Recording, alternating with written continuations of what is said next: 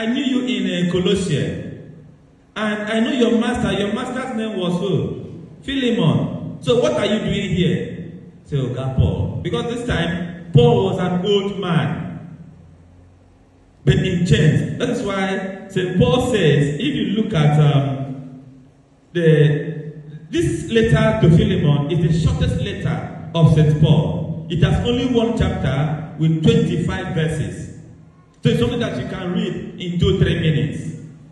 So St. Paul says, he says, from Paul, a prisoner of Christ, and from our brother Timothy to Philemon, our friend and fellow worker. So Paul himself was a prisoner. And knowing that Philemon was converted, Philemon became a friend and a fellow worker. He now wrote this letter to him. And in writing this letter, he said to him, I am writing to you on behalf of Onesimus.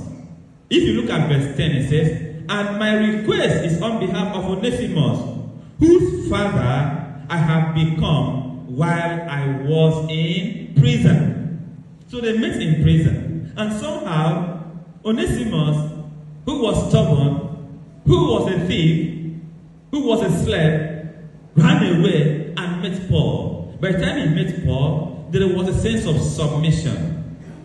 And you see, so by the time, if you go to prison, you see that in prison there are some big bosses. And the younger prisoners will be put to do what? To serve them. So Paul somehow was treated with respect in prison, with some kind of preference.